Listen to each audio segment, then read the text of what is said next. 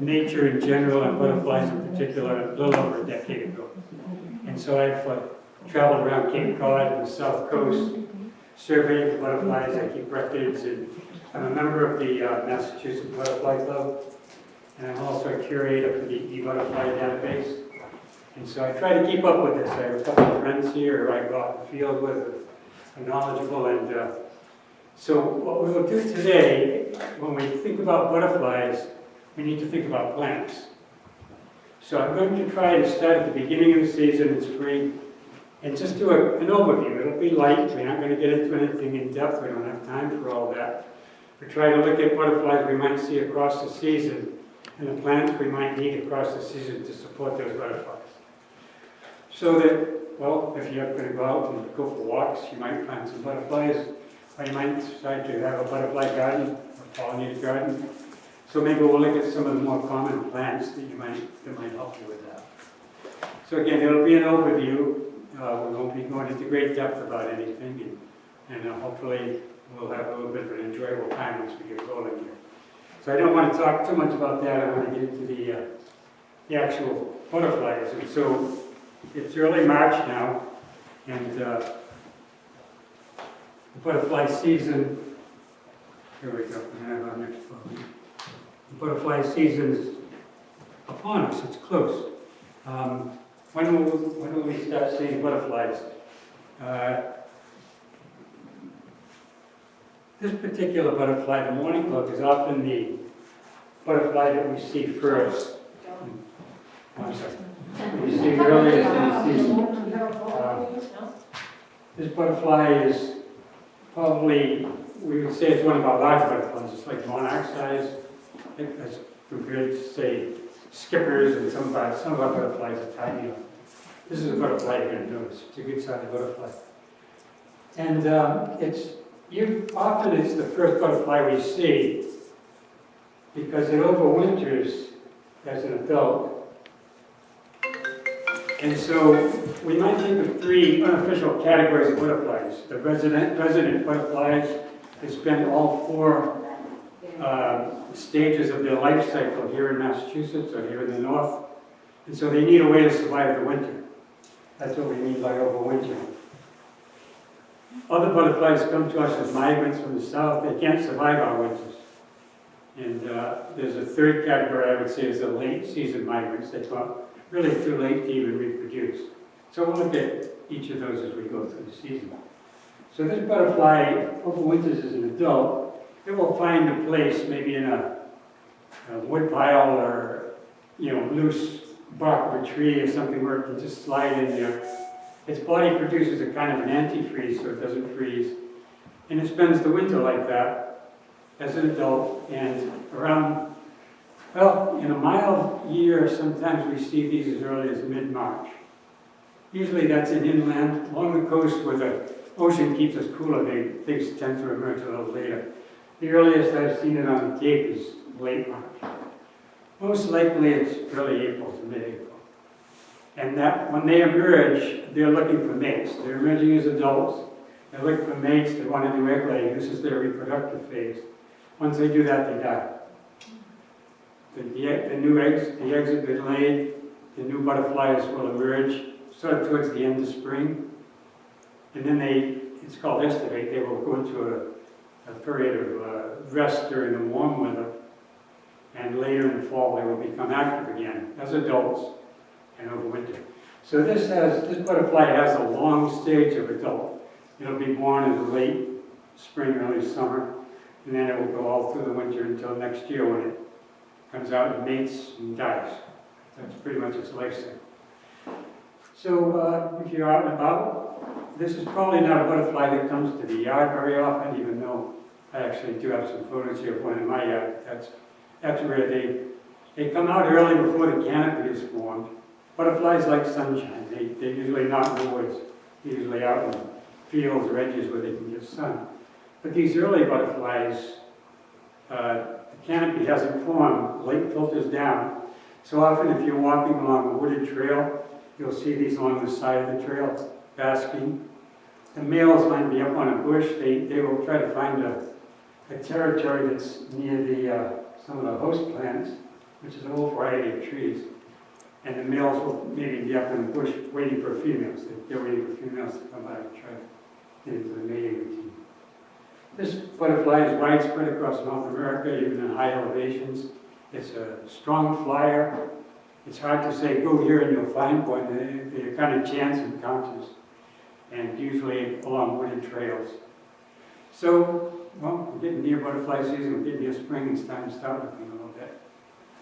And so it's a really attractive butterfly, pointing cloak. It has the sort of lace around the edge of the cloak and the blue spots, really kind of a pretty butterfly. It prefers sap, rotting fruit. We don't have very many nectar sources in March and April, so it has found different ways to adapt and get the nutrients it needs to do its activities.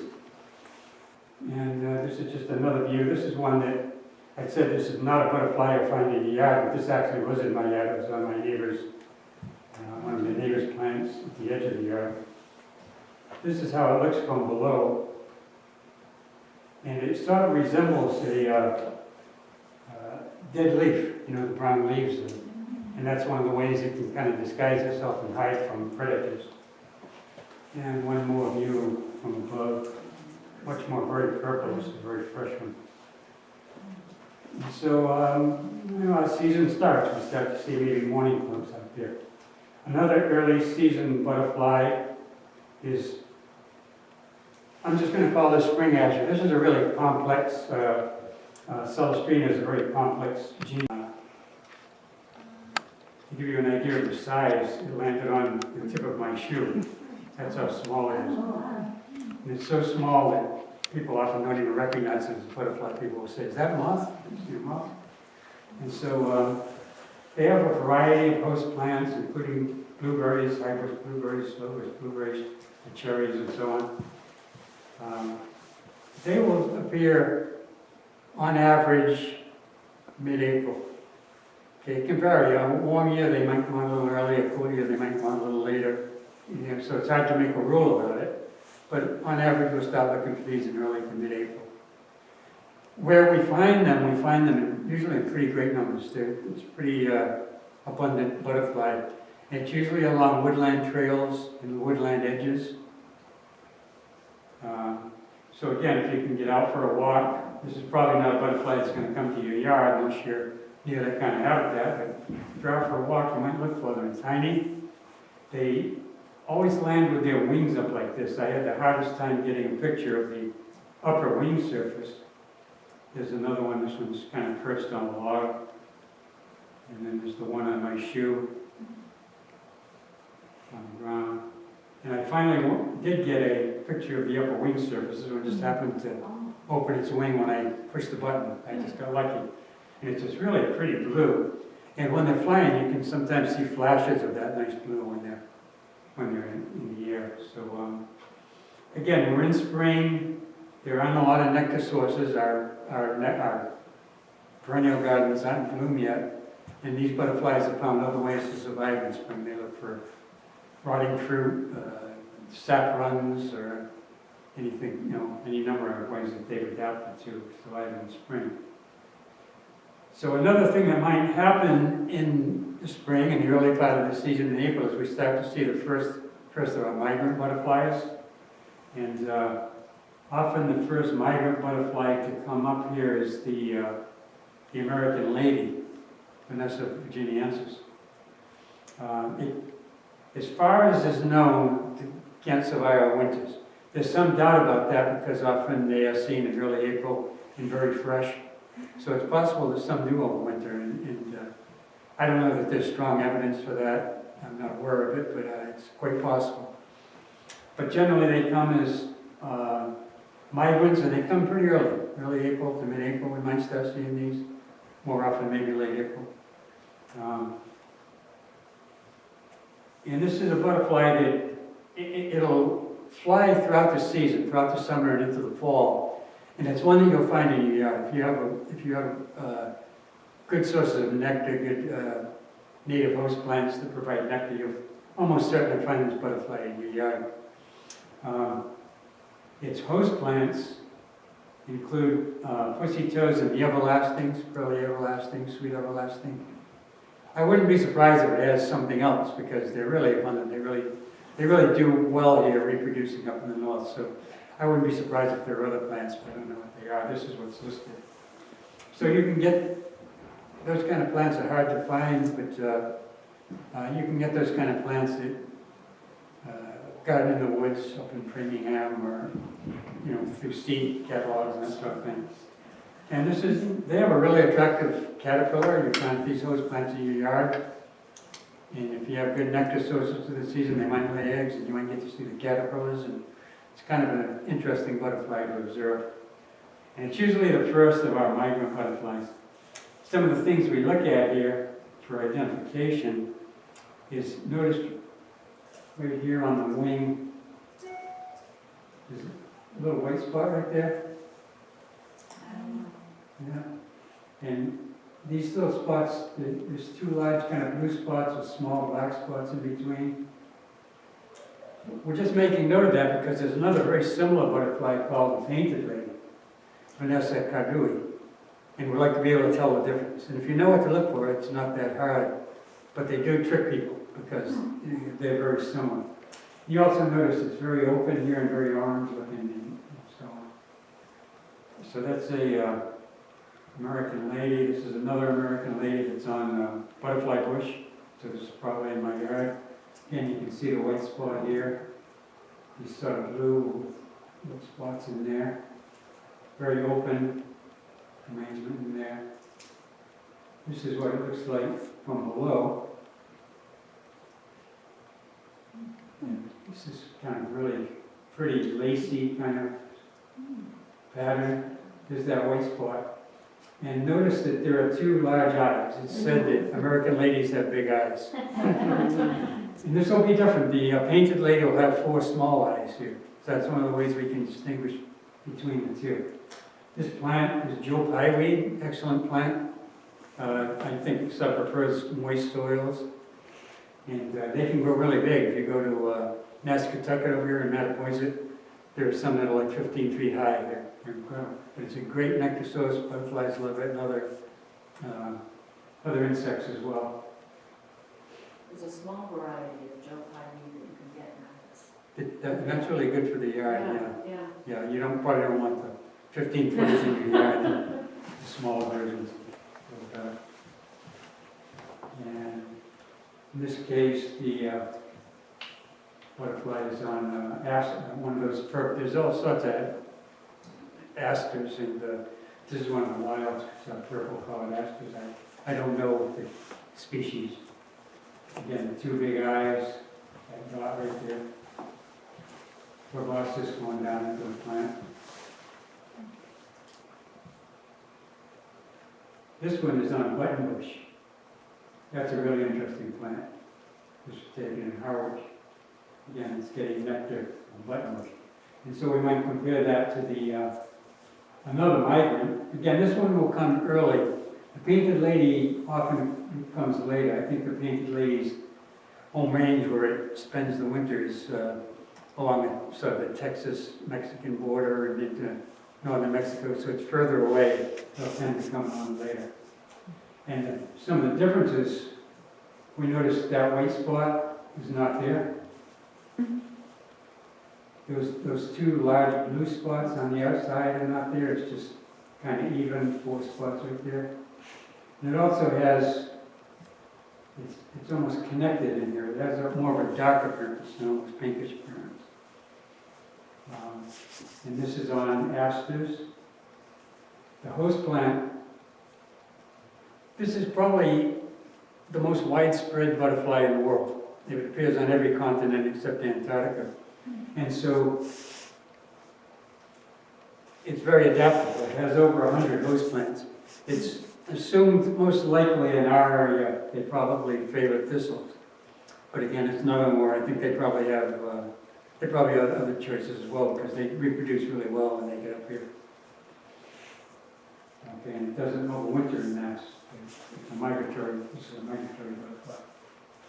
And here we see one on white, just on white clover. I noticed that there are 4 spots there where the American lady, we saw 2 large eye spots, and there's no white spot in there. So it's really not hard to tell the difference between the two if you know what to look for, but it can be really tricky if you don't, because they are very similar. This is another painted lady on button bush. There's that 4 eye spots, no white spot there. And so I'm just going to, let's see, because we lost so much time, I'm sort of winging it here a little bit. I want to talk a little bit about the life cycle of butterflies. And one of the easiest ones to do is the Baltimore checker spot, because it's usually right out in the open. We can see the stages of the Baltimore checker spot. I don't know where you'll find Baltimore checker spots in Marion, but I think there's a woman who reported them from Wareham. I don't know where in Wareham, but where they fly in real large numbers. They really congregate. But then in other places, they're just not existent. There's a really large population at Crane Wildlife Management in Falmouth, the Marston's Mills Airfield. And so it's not a butterfly that's endangered, but it congregates in large numbers in certain places. That puts it a little bit at risk. If a parasitoid or something gets involved with those large populations, it can wipe out. So the airfield in Marston's Mills, I used to go there and see, the numbers were almost uncountable. They'd be in the hundreds. You didn't even have to get out of your car, and they were flying around in the parking area. And then one year, I think it was 2 years ago or 3 years ago, I went there and I counted 12. The next year I counted 12. There was just a total collapse of the population. I don't know why. No further testing was done on that, but it seems to be rebounding. So hopefully it was just cyclical. It's possible something like a parasitoid or something got involved, or some sort of disease. I don't know, and hopefully it'll come back. So I don't know if Andy knows where Baltimore. There is a spot in Wareham, but I don't know where it is. Well, I never. I heard that report. I only half believe it. Yeah. Oh, really? Yeah. I've never seen one anywhere there. Yeah, I haven't either, so I don't know. So it's a really pretty butterfly, and a medium-sized butterfly, a wingspan of about 1 3/4 inches to about 2 3/4. Its original larval host plant was white turtlehead, and it was a wetland plant. But then it adopted lanceolate plantain. It's called English plantain. It's a weed. It's really common. All of us have seen it. I had almost humorous experience with this at another presentation. Somebody was asking me, well, if all of us have seen it, what does it look like? And I was trying to describe it. You know how they say a picture is worth 1,000 words? I used at least 1,000 words, and I was just getting blank. So I took a picture, because a picture is worth 1,000 words. And I think you recognize this plant, right? These dark heads up here, and so that's not a native plant. That's an introduced plant. But when the Baltimore checker spot adopted it, because it's so common, they can reproduce in large numbers. And this is a Baltimore checker spot when seen from below. Very colorful. If you want to see a really good show, take a ride out to Crane, the section of Crane that is north of Route 151 in Falmouth. They're out there by the hundreds. It's a spectacular show, and people who don't even look at butterflies are out there and following these around and looking at it and really enjoying it. What does crane mean? What is that, a That's spot? Francis Crane Wildlife Area. Oh, okay, because I'm being Yeah, down. it's on Route 151, just on the west side Okay. of Falmouth. And their flight time, they're single rooted. Their flight time is from approximately mid-June to mid-July. So a good time to go is sort of the last week in June, first week in July. And you'll see them just in enormous numbers. It's a great show. Take your camera and enjoy it. These photos were taken at the Marston's Mills Airfield, which I used to recommend as a place to go, but I can't anymore until hopefully that population will rebound. This is a Baltimore checker spot on common milkweed, so it gives you an idea of the size. And this is a mated pair. This was taken at Crane. So in butterfly life cycle, The adult, which we actually identify as a butterfly, is just the reproductive phase. Right, so all they're doing there is they look at the mates, they're mating, they're laying eggs, and then they're dying. And all they really need from the plant life around them at that point is nectar sources.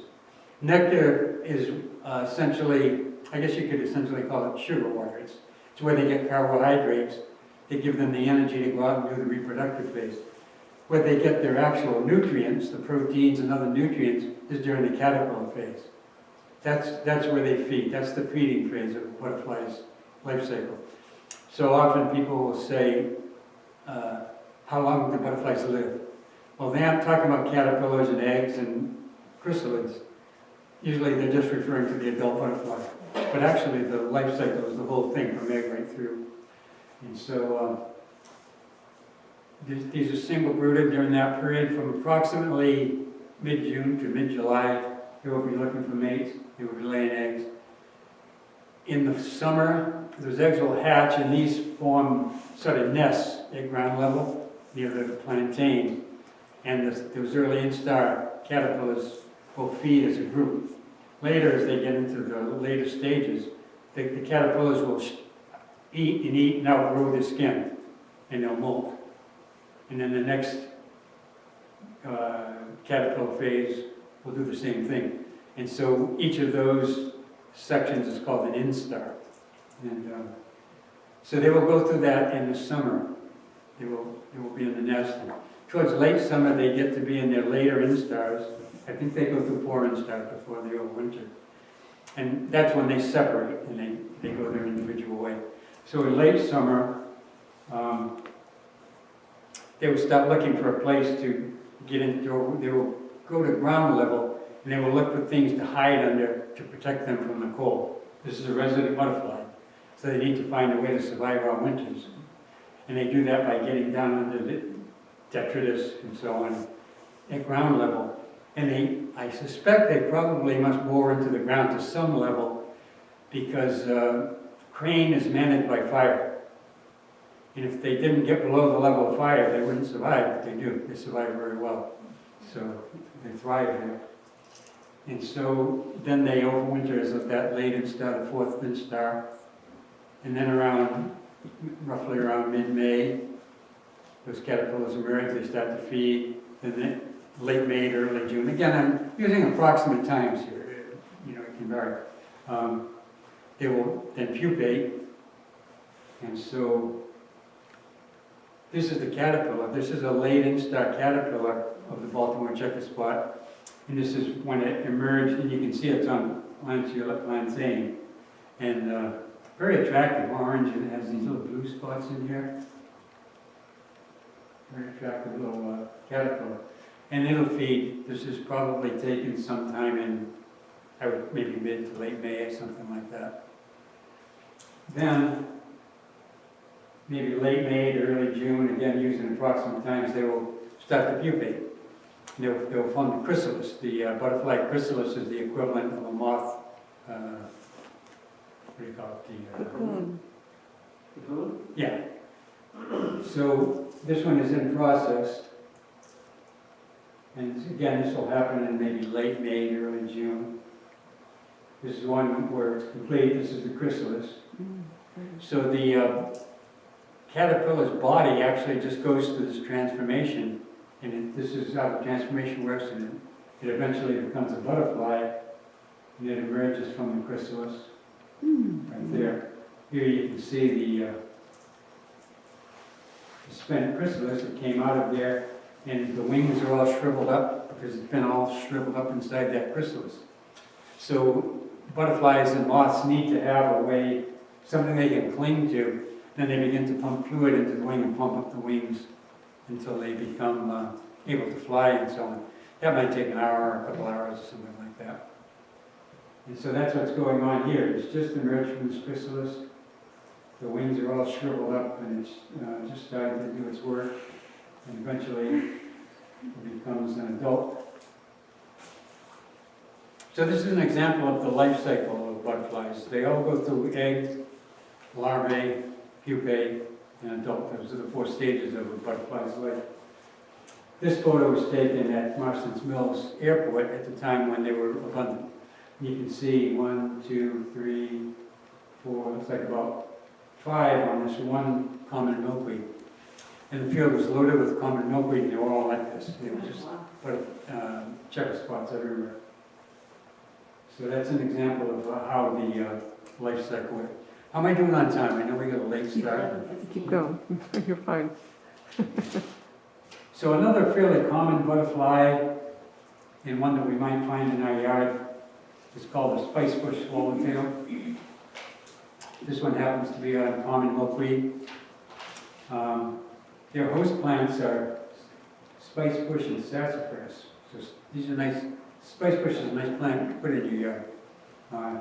It flowers with a yellow flower right around the same time as forsythia, except that forsythia is not as beautiful as it is. I love seeing that yellow color after a bleak winter, but it's not native and it doesn't support native species.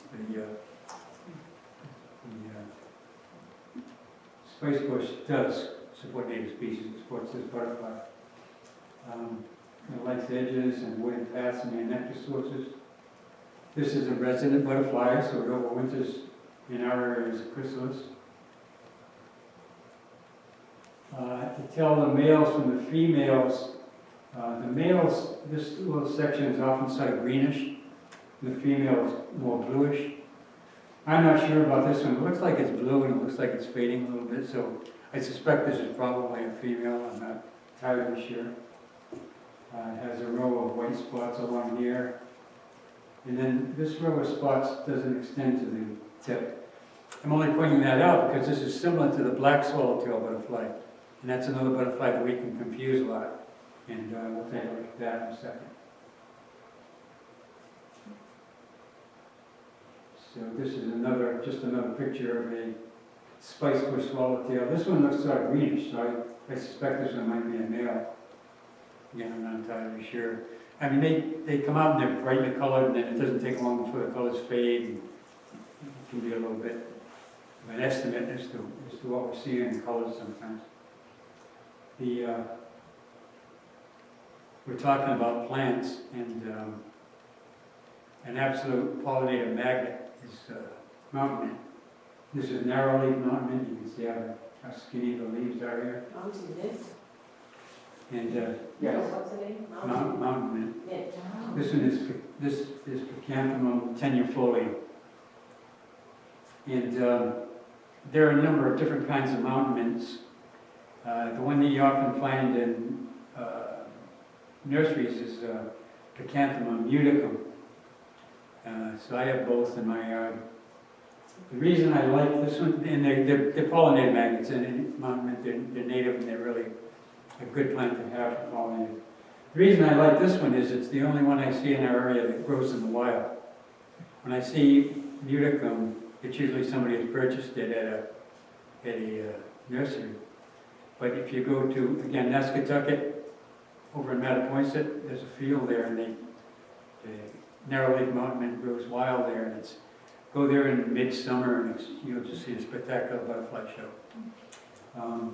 Also see this at Crane Wildlife Management Area, but I don't see it anywhere else. It's a native plant. It should be around, but it's not very much. And that's just the disturbance to natural environments by human intervention. So something we might notice about the underside of the wings is there's a row of orange spots here, another row of orange spots there, but then there's one missing, and that's referred to as the comet spot. Occasionally that's filled in, but that's kind of rare. You can see a little bit of orange there. And again, that's one of the ways we will distinguish this from the black swallowtail. Black swallowtail lacks that comet spot. See the proboscis going down into the plant.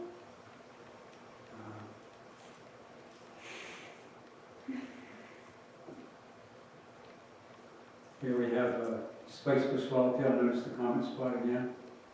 So that tells us it's a spice bush swallowtail. And sharing a thistle with a bumblebee, probably impatience.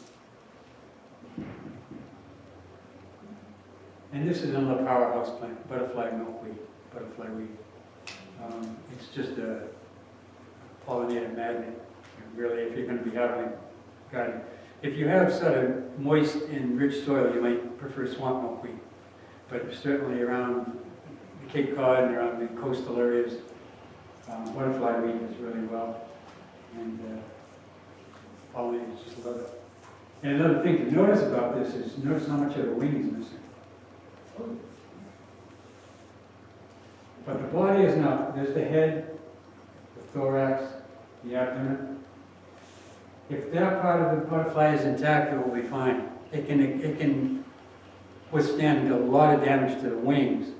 And you can see, this butterfly was just flitting around like nothing was wrong. But so much of the wing is missing there, you would think it would be impaired. It didn't seem to be impaired in any way at all.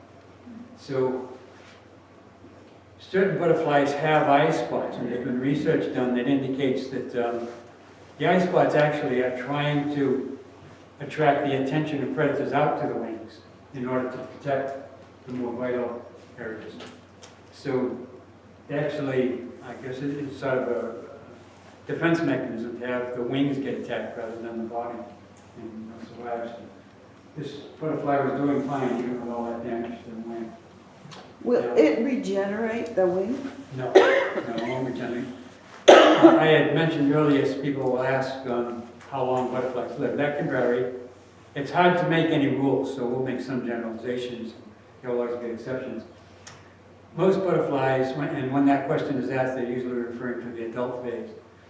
Most butterflies only live for a couple of weeks or a month, so there's not a lot of time for regeneration. The first one that we saw, and the monarch, for example, they have long, extended lives as adults, but most butterflies don't. They don't live very long in the adult phase. So no, they wouldn't regenerate, but it doesn't really matter. They can still reproduce if it needs to. But you were talking about the migratory butterfly. So I assume that when it's cold, it migrates somewhere else, so they live much longer than these? I'm sorry, I didn't. The migratory Yes. butterfly. Yeah. So I assume they would migrate to somewhere warm. Yeah. And so that means they live much longer than just weeks? No, I don't think they live much longer, as far as I know. They can't survive here, so they migrate to the south to survive. When they get here, they have good reproductive success, though. And they just, and eventually some of them might actually adapt to our climate, but right now they don't. So still a few months. But their life cycle is, again, I'm having to generalize here a little bit, but their life expectancy is probably about the same as our resident butterflies. A couple of weeks to a month, and some might be longer. Especially during the southern migratory phase. You know, the monarch lives as an adult from the time they leave here in late summer through the winter in Mexico, and then they start to migrate again back north in February. That's a long period for an adult. Most butterflies don't last that long, they last a couple of weeks or a month. So, this is another interesting thing that this is a caterpillar of the spicebush swallowtail. And this is a fairly early instar, I'm not sure. It looks like it might be a little too big to be a first instar, it might be second, I'm not sure. But a couple of things to notice about it, because we'll be moving on to a late instar picture in a minute. One is the color. Often, when caterpillars first emerge, hatch from the eggs, they appear as bird droppings. And that's a protective measure. Birds usually don't eat their own droppings. So if the caterpillar looks like a bird dropping, that's unprotected from being eaten. And so it's kind of, notice it's sort of grayish here and brown. And notice right there's a spot, and right there's a spot. Okay, we'll come back to that in a minute. And notice the size is not much different than this thumbnail. This thumbnail actually belongs to Andy's wife, Lauren, who's really good with caterpillars. So we're going to see another picture of Lauren's thumbnail for size purposes. So keep that in mind. So about the size of a thumbnail, look at your thumb and you're thinking, that's a pretty small caterpillar. kind of brownish in color, and that spot there and that spot there. Eventually, the caterpillar will feed, it will outgrow its skin, it will shed, it will go through the instars. And it will eventually be a late instar caterpillar, and it will look like this. Notice that the two little spots that I had pointed to, they now look like eyes. These are fake eyes. They're fake eye spots. And the color is turned green. So in the early phase, it paid off probably to look like bird droppings. Now it probably pays off to be the color of the leaves that you're on, as far as being disguised. And so again, this is Lauren's fingernail again, same person. But notice the difference in size. The other one was roughly the size of her thumbnail. This one is probably more than double the size of her thumbnail. So it's grown out quite a bit. This picture is not taken at the same time. This is probably 2 years later. So it's really, and so what happens here is this caterpillar feeds at night. Then during the day, it finds a leaf like this and it folds the leaf around it. It sort of excretes a sticky substance that allows the leaf to fold around it. And so they hide during the day when, say, birds and other predators are out feeding. It's hiding. And these eye spots, if a predator does peek in there, this might look like a snake. And the predator says, I'm out of here, I'm not dealing with this, you know. So this is probably a protective feature as well.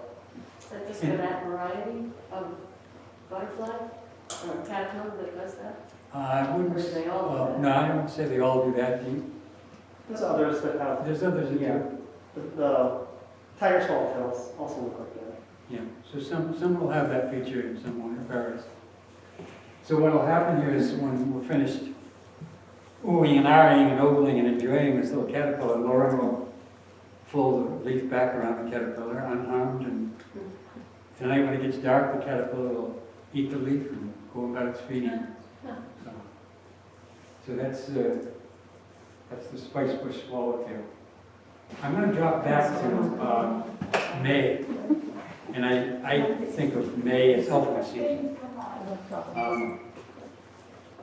These are single-brooded butterflies, and I'm only going to show two. There are 5 species of elfin in Massachusetts. I'm going to only show 2. And this is the brown elfin, and it uses bearberry as a host plant and also for nectar. Bearberry is a really important plant in our environment. It starts to bloom in late April. That's a time when there's not a lot of nectar around. There aren't a lot of wildflowers and so on. So it provides nectar, it provides as a host plant for this butterfly and nectar, but it's also a good source of nectar for bumblebees. You know, the queens come out in the spring. There are not a lot of nectar sources. There are willows and certain things, but not a lot. But you'll find a lot of bumblebees and other bees, and even flies. Flies are underappreciated as pollinators, but there's a certain fly that is just timed to these bearberries, and they fly in great numbers as long as the bearberry is in bloom, and it pollinates the bearberry. When the bearberry flowers pass, so does the fly. We don't see it for the rest of the year. It's called, the official name is Apalpus signifer. It has a common name, but I can't remember what that is. And they're flies underappreciated. My mother used to hang fly paper. Mostly people think about house flies and they want to kill them. But there's a real wide variety of flies. There are flies, syrphid flies, and so on, flies that mimic bees, and they really perform an important pollination role. Flies are very important pollinators, so it would be good if we came to have a little bit of an appreciation. You don't see much fly paper around anymore. So this is the brown elfin, and it's found in pretty good numbers, probably our most common of the elfins, and it's found where we find bearberry. So you might find it in power line cuts or, you know, along sandy, they kind of like poor soil, so sandy, gravelly soil. Very common out on the Cape in certain areas. Just very plain brown little butterfly, tiny. The elfins are tiny little butterflies. Low bush blueberry also tends to bloom right near bearberry. Blueberries are really excellent native plants, whether it's low bush blueberry or high bush blueberry. So if you want to put in a good native plant in your yard, not only does it serve as a host plant and nectar plant, but blueberries are delicious when freshly picked. So we talked about the early arrival butterflies, the early arrival migrant butterflies. Now we're kind of into May, and that's kind of the season where we'll be looking for places where there's bearberry to look for the elfins. This is the brown elfin. Another picture, and you can see the bearberry all around here. Another photo of the brown elfin. It's always kind of on bearberry. So like very important plant in our ecosystem. And the only other elfin I will get into right here is the eastern pine elfin, which uses pines, including pitch pine, as host plants. But you find them in the same area because there aren't a lot of nectar sources.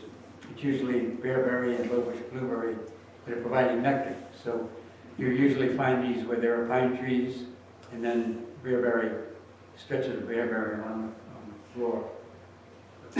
Really kind of an attractive little tiny butterfly. You can see the size of it as compared to these pine needles.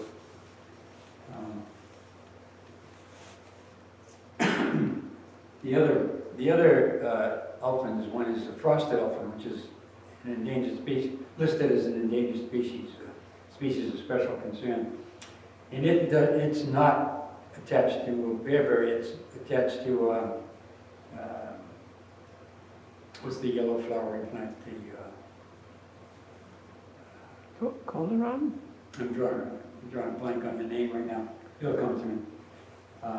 But the only place I know of for that particular butterfly is Crane out in Falmouth. And hoary elfin is directly related to bearberry. And the good spots for that are Miles Sanders State Forest. They've been seen at the Mass Audubon Sanctuary in Wellfleet. And I see them regularly in Spot in Harwich. Thompson's Field. So I'm only showing two today, but the point I'm trying to make is across the season, bearberry comes in early, important. After that passes, we start to see grasses come in, we start seeing grass skippers, we also start seeing milkweeds, common milkweed, butterfly milkweed. And as we go into summer, we see other plants like spreading dogbane and mountain mints and so on. And as we get to the end of the season, we see asters, all sorts of asters. So we want to have plants across the season to support the butterflies across the season. Some, like the elfins, only will appear in May. Others, like the American lady or the monarch, will appear across the whole season. And there's a certain skipper that only appears late in the season, in September. So there's that relationship between plants and butterflies. And if we want to support them and we want to do that in the yard, we should try to choose plants that are in bloom across the season. That's the point I'm trying to make. I think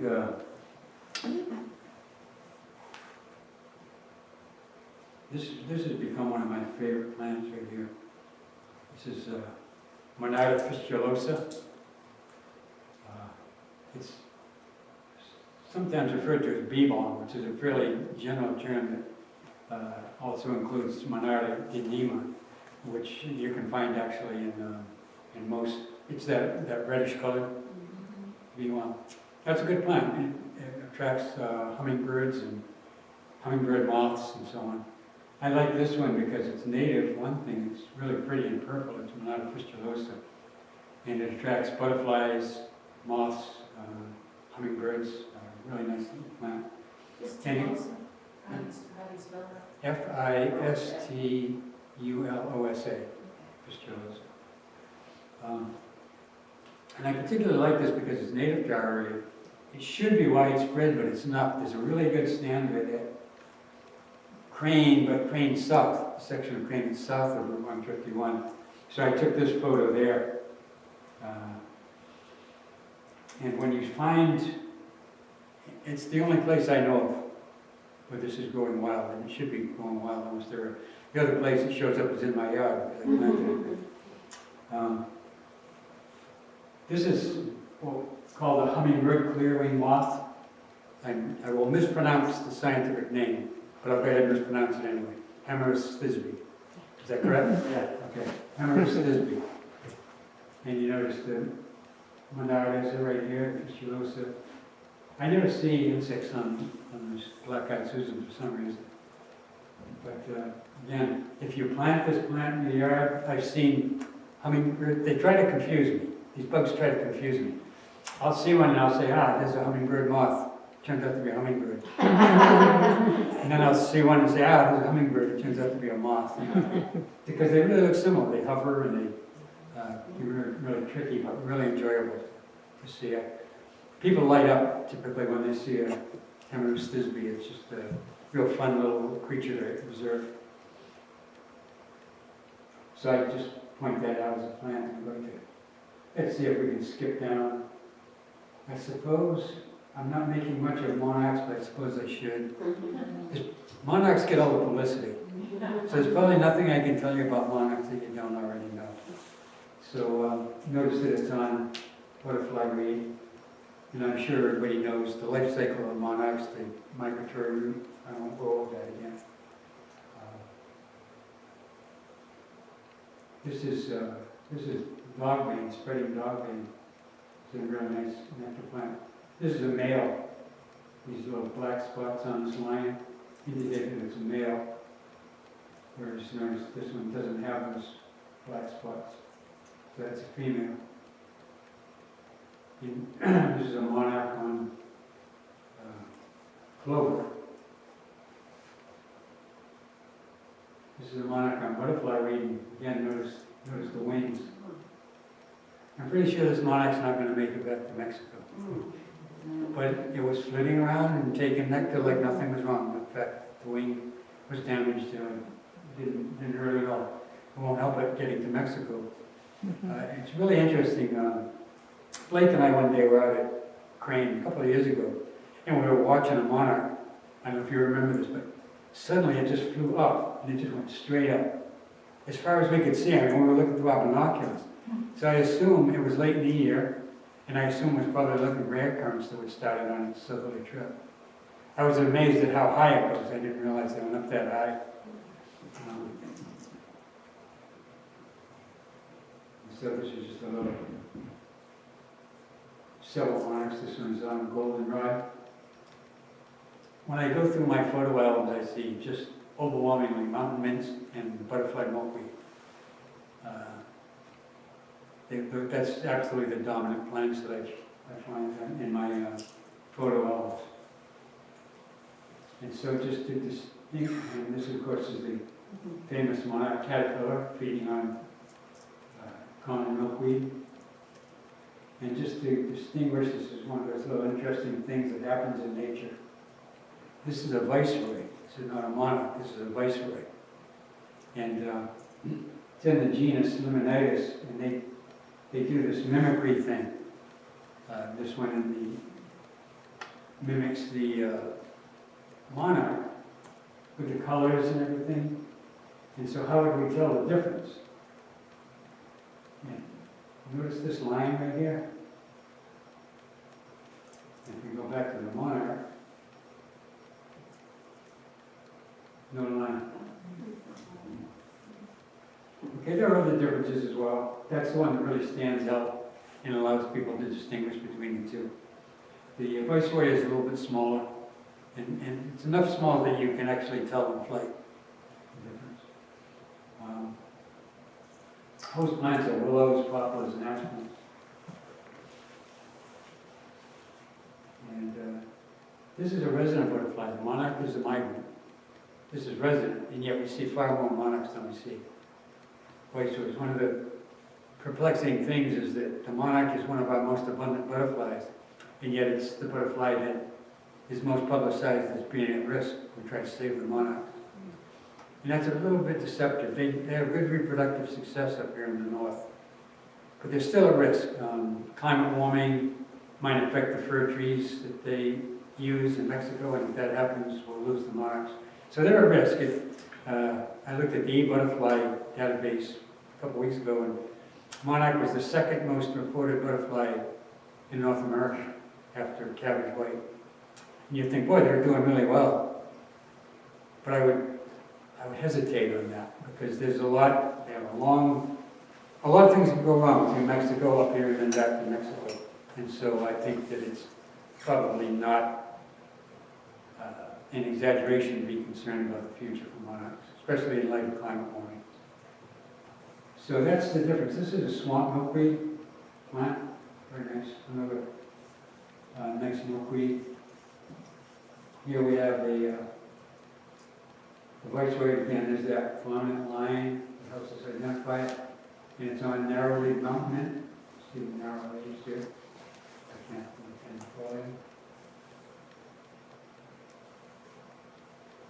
This one was very fresh. You can even see the white lines.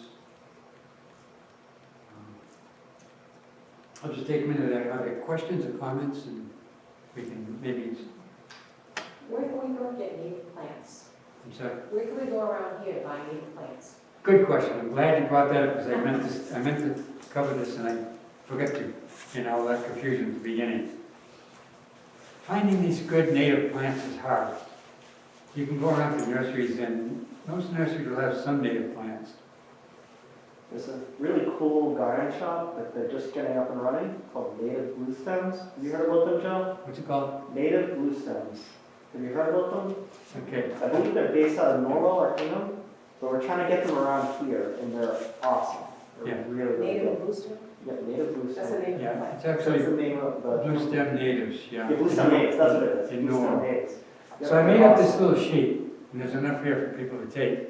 And it has some resources. Again, we can't even come close to covering the information that needs to be covered. This will give you at least a start to look into some things. And so one is the Massachusetts Butterfly Club. They have photos of butterflies, they have field trips and all sorts of things. And then of course the DE butterfly. But then this blue stem natives that Blake is making reference to is excellent. They opened last year. They use only native plants. They grow their plants from seed. You're getting plants that really belong here at Blue Stem. It means making the trip to Norwell. It's not that far away. We have a program in Plymouth coming up soon with them.